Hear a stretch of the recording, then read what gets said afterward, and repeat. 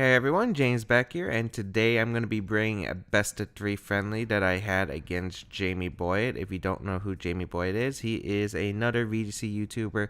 He is well accomplished. He recently finished 9th place at the 2019 World Championship after going 7-0 undefeated in Swiss during that tournament.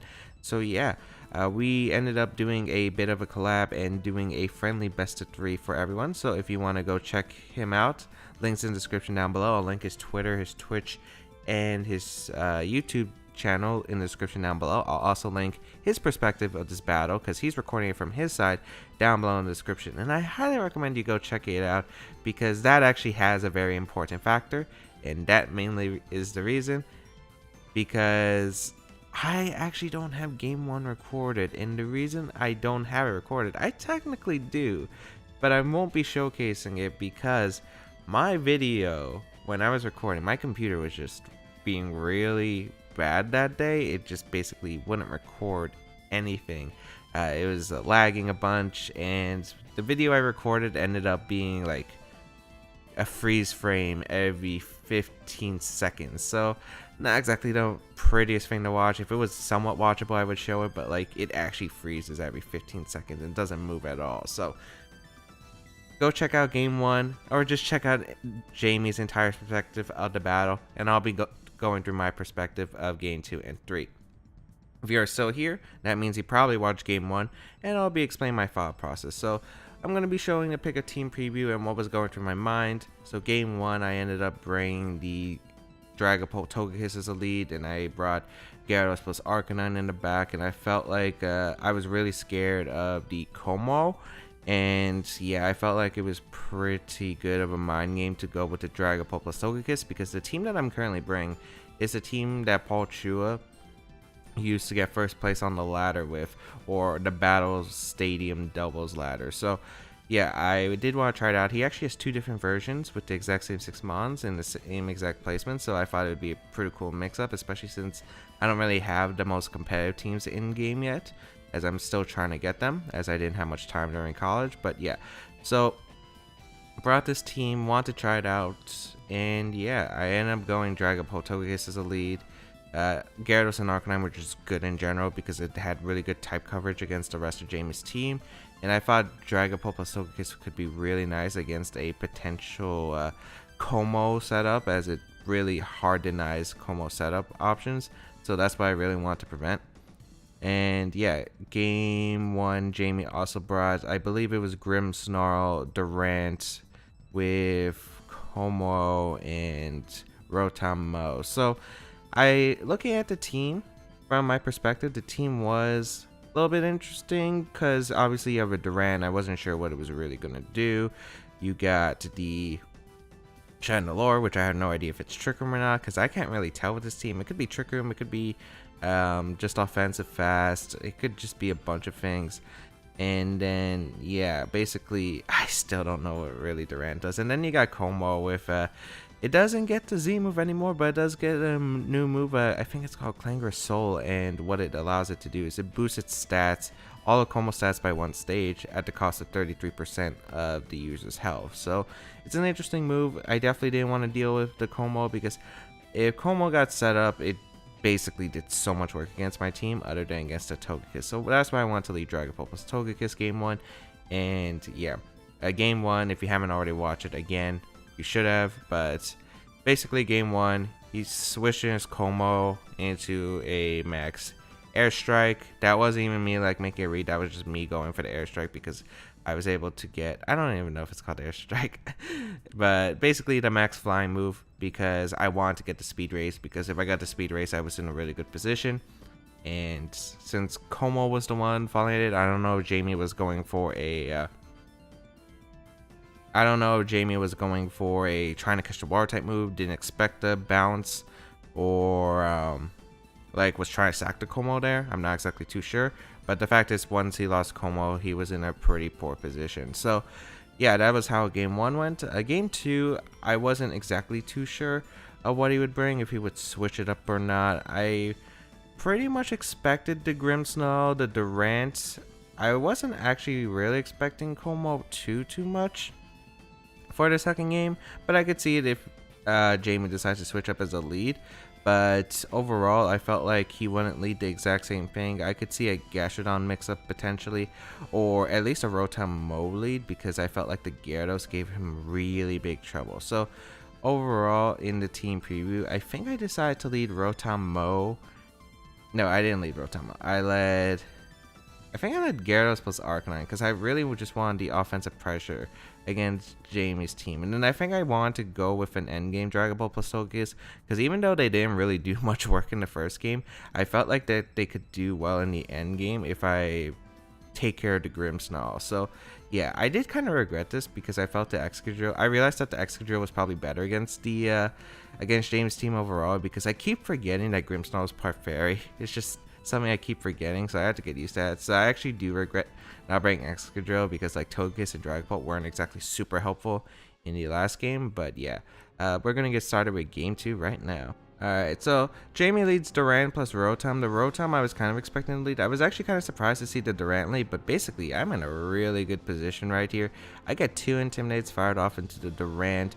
The Rotom Mo is slower than both my Pokemon, and Flare Blitz with the Choice Banded Arcanine that I'm running is going to do so much damage to his Rotom that Rotom would be forced to Dynamax to survive. Also, the Gyarados is Assault Vest, so I'd be able to live any attack here. So in my mindset, I just don't see a reason not to just Flare Blitz. I was considering switching, but like I felt like overall I didn't exactly have the best switch to Rockfall no matter what, and I felt like there was no reason for me not to go for a Flare Blitz here. The question is, did I want to preserve my Gyarados or did I just want to go straight on the offensive? And I felt like Flare Blitz was definitely just a safe play into the Rotom. It just covered so much because Durant at -2 is not doing too much. And I Dynamax here, and I think I'm going to go for the Airstream, yeah. Because like Jamie just doesn't have a good switch to Airstream. And the only way Rotom survives this turn is by going for the Dynamax on his side. So he brings in a Grimmsnarl, which is completely fine here, as I'm going to get some chip. And again, getting rid of that Grimmsnarl would be absolutely huge, because getting rid of that Grimmsnarl, again, will just free up my Dragapult, will free up my Togekiss. And yeah, we're going to be in a good position. So I'm going to Dynamax here with the Gyarados and basically just go for the Airstream. I tried to go early on, like preserve my Dynamax later in the game as a defensive option against Jamie, but right now I'm going to go on the offensive with the Dynamax, as he goes for the Dynamax 2 with the Rotom Mo, which makes sense because he doesn't live the Flare Blitz from my Arcanine. I guess the only problem with this was my opponent could have just went for the Max Lightning into Arcanine, which could have been pretty big because I realized that the recoil is going to be so much with the Flare Blitz. As you can see, we take a lot of recoil, but we almost knock out the Rotom, which does reveal its item to be its Citrus Berry. So it's going to heal a bit, but it is an airstrike range, or Airstream range. But I do target the Grimmsnarl. I do a clean amount of damage to that Grimmsnarl as well, and able to get the speed boost with both my Pokemon. And it just really comes down to what the Rotom decided to go for. It is going to be the Max Lightning into the Gyarados slot, which is going to be fine because we do have that Assault Vest once again, so we're able to survive it with a comfortable amount of HP. We live the Sucker Punch from the Grimmsnarl for sure with the Gyarados. In my mindset, I thought that I could switch out here, but I really think that I would survive the Sucker Punch, so I felt like, okay, if he goes for like Thunder Wave, not too big of a deal. I can Airstream again and get the speed boost off, and I probably knock out the Rotom, and there's not really much that my opponent could do. Like, I was thinking of like Airstreaming the Rotom, but the thing is, I was worried about potential Thunder Waves from the Grimmsnarl, like a Max Guard from the Rotom, Thunder Wave into the Gyarados, hope that Gyarados gets paralyzed, and then try to Thunder Wave the Arcanine the following turn, because like Jamie's in a pretty bad spot right here. Like, my offensive presence is pretty huge right here, and I'm gonna be able to get a double knockout potentially. And even the game, like if Jamie just loses both his Pokemon here, like Jamie actually just loses, because I'm at +2 speed, I'd be able to outspeed both of my opponent's Pokemon and threaten them. Sucker Punch does come out, and it did actually pick up the KO. I was expecting Arcanine to survive. I guess since Grimmsnarl doesn't have the worst attack, it's actually pretty good attack stat. I wasn't really expecting the Sucker Punch to KO at around 40%. I think it was like 40, 45. But yeah, so that's pretty bad for me because, yeah, I get rid of Grimmsnarl, but I lose both my Pokemon here. and that's not exactly good. But I'm like, okay, this position's not too bad because of the fact that I still have my Togekiss and my Dragapult left, and I at least got rid of the Grimmsnarl, which was the pain to deal with both of these Pokemon. So I'm gonna send out the Togekiss right here, as well as the Dragapult, as Jamie is gonna reveal the Durant again, I believe. Yeah, it is gonna be the Durant, and yeah, it makes sense because if you go Como here, you're actually in a really bad spot. I was thinking of whether I follow me Dragonance this turn, but I felt like I need to KO the Rotom. I felt like I need Togekiss around for one more turn, I felt like.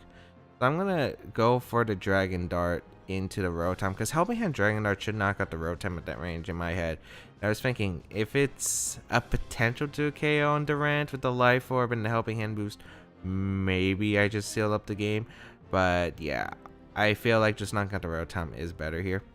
In retrospect, Dragonets might not have been a bad play, but the problem is I would still have to play 50-50s against a Como going for Protect or not. Which is thinking, because like, if I Dragonance there, lose Togekiss, I Dragonance the following turn, but the fact is Durant gets an Iron Head off guaranteed into the Dragapult slot, unless I Phantom Force that slot. So, we're going to see the Iron Head in the Togekiss.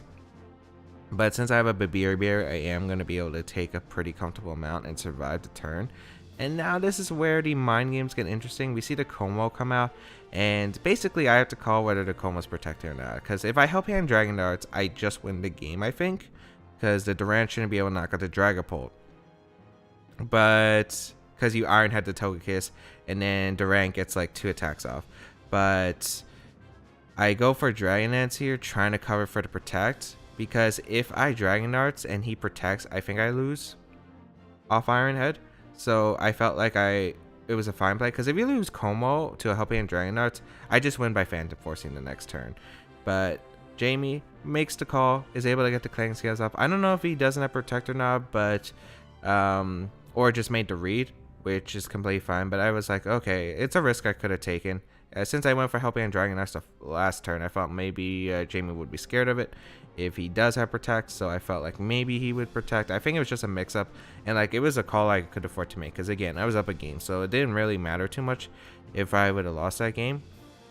So yeah, at least we have game 3, and now I'm like, okay, I could bring the Excadrill this time, because Excadrill is actually going to put in work, because I didn't realize at the time, but my mind finally clicked, saying Grimmsnarl is a Fairy type, we have an Excadrill, we can't get Thunder Wave, because the mons I was bringing were really weak to Thunder Wave. Like, none of my mons that I brought really appreciated Thunder Wave. So, yeah, it wasn't exactly that nice. Although we were able to get rid of the Grimmsnarl early without getting paralyzed, it was nice. But we ended up losing Pokemon pretty early. So, like, Jamie doesn't have exactly the best tools to deal with Excadrill with the Pokemon he's bringing. Like, the only real offense my opponent has against Excadrill is the Como. So, I felt like leading the Excadrill was pretty good, because I know that Jamie's probably going to go for a Grimmsnarl lead, because I think Grimmsnarl lead is actually pretty solid for a Como endgame sweep, or like just spreading Thunder Waves in general, because like the Pokemon I was bringing were very weak to Thunder Wave in general. So I'm going to bring Arcanine as a lead, and the reason is I think Arcanine is just really good as a lead. I want to have Gyarados in the back, because I definitely don't want to take a Thunder Wave with the Gyarados immediately, so I'd rather have Arcanine take the Thunder Wave. And also, like, I get to Flare Blitz a lot of Pokemon, especially the Rotom if he decides to lead it again. So that's the reason why. And then the back Pokemon, I was struggling between either Togekiss or Dragapult. I think I decided to go with Dragapult just because, like, I felt like Dragapult should be able to outspeed the Como even after the Dragon move. It's definitely the Clanger Soul. And I definitely wanted that option in case I had to Dynamax and outspeed and try to KO, especially since I feel like endgame Como is really strong against me with the Pokemon that I'm bringing here. So we are going to see the Grimmsnarl plus Rotom lead, as this is basically a really good lead for me. Like, I'm able to get so much off this lead here, as get the Mold Breaker activated, get the Intimidate off into both these Pokemon, which helps for the Sucker Punch. And now, like, I feel like I have no reason not to just go for Flare Blitz Iron Head here. Like, what can Jamie really do? He could protect the Rotom, which would be fine because he's still in a pretty bad spot the following turn. I get a lot of damage to Grimmsnarl. Like, no matter what, Jamie doesn't exactly have a safe switch, and I felt like this was a safe play overall. Thunder Wave going to come out to Arcanine here, which is going to paralyze my Arcanine, which means that the Arcanine will be moving slower than the Rotom this turn. Ironhead does a good amount. It didn't KO, which I was surprised about. Will-O-Wisp misses the Excadrill, which is unfortunate for Jamie. Flare Blitz was going to go into the Rotom and pick up a KO. Again, I was actually completely fine with the Will-O-Wisp hitting because like I wasn't see Excadrill doing much in this game other than just going for the knockout to Grimmsnarl, which was the only thing that I really needed in this game. But now I know that the Como is coming out, and I already can see what Jamie's going to do. He's going to try this out with the Como, and then what he's going to do is probably bring out the Durant and try to max fighting, boost the Durant's attack stat next to his Como, while being able to pressure my team. So that is something that was super scary, especially with the Willows. It would have helped even more with him, but like I was fine because like I was already anticipating what was going to go on here after seeing like him just sacking his Rotom and making that Thunder Wave play, because I knew he was just trying to set up for this Como setup. But I felt like I was completely fine with it because this next turn would have still played the same for me. I'm going to go hard Gyarados because I don't think he's going to Thunder Wave the Arcanine slot once again. I felt like maybe he tried to Sucker Punch Excadrill, for instance, to break the Sash here, or set up a screen or something if he has it. I just want to go for Earthquake here because I knock out the Grimmsnarl and I get Chip into Como, where I could potentially just put in the max Airstream range. He's actually going to hard switch out, which I was expecting because he brings out the Durant, and I thought he was going to try sack Grimmsnarl, so Durant would get in healthy. But maybe Jamie was just expecting an Ironhead again, which would be a reasonable play here, as I do get intimidated off into both of these Pokemon. And Como protects, which means Como didn't set up, which is really solid for me, because I'm able to get some free chip damage into this Durant here. And I got intimidated off into... did I get intimidated off in the Durant? Yes, I did get intimidated off because Arcanine was paralyzed. But now, Jamie wastes his Protect. He either has a Dynamax Como to survive, and I could just go Arcanine here to intimidate the Durant because there's a potential option for my opponent to go for the Max Rockfall into the Gyarados slot, and I just want to make sure I survive that, barring a crit. So the safe play for me is just to max Airstream here, because even if Como Dynamax is here, it's not a bad position at all because of the fact that... one, that means the Como's not set up. Two, I get a lot of damage in the Como. Durant is at -2, so it's really not doing too much damage. And I'm going to get the speed boost, which is absolutely huge here. So no matter what, I'm trying to think of like, oh, what can Jamie really do? The only way I could have really seen anything be done here is like Durant switching out into like Grimmsnarl for Thunder Wave pressure. But I felt like it was fine as long as like I don't get paralyzed with the Arcanine that turn, because I could E-speed here the Grimmsnarl if Durant decides to switch out.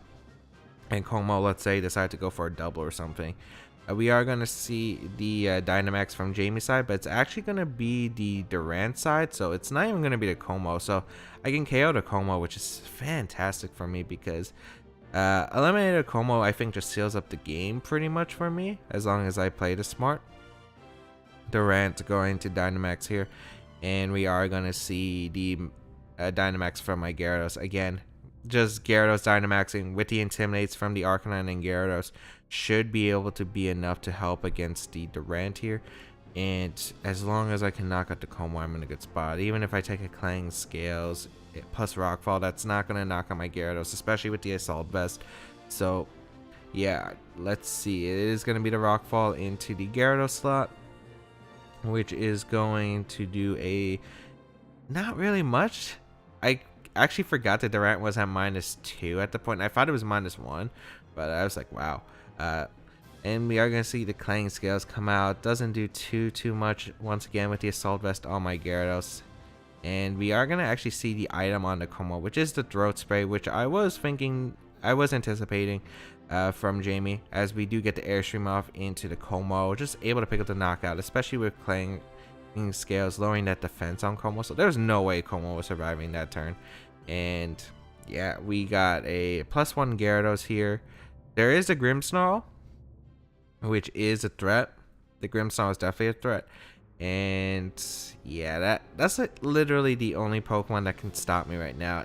Like Jamie's only outs right now is by going for Thunder Wave, getting the paralysis off, and hoping that I get fully paralyzed. Like that's Jamie's only out here.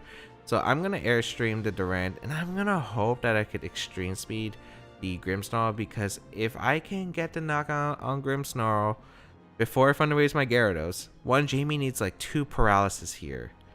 So yeah, I felt like I was in a pretty good spot regardless. So I'm gonna Airstream the Durant. Actually, maybe I should have just Airstreamed the Grimmsnarl looking back at it, but either way, Arcanine thankfully doesn't get fully paralyzed, and that is 100% game here. Even if like Jamie crits me here, not really that big of a deal. Like Durant is super low, and yeah, my Dragapult's just gonna clean up in the back, as well as the Excadrill, because like Jamie didn't have anything for the Excadrill, it seems, unless the Durant had Dig, which I was scared about turn 1, which is why I was trying to figure out what kind of Durant this was, because I thought it was potentially going to be like Max Quake coming out from the Durant off of Dig.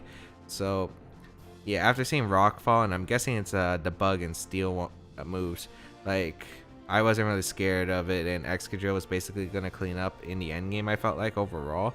Because, like, again, Jamie just didn't have much to deal with the Excadrill, especially since the Will-O-Wisp, which I don't think really mattered in the end game.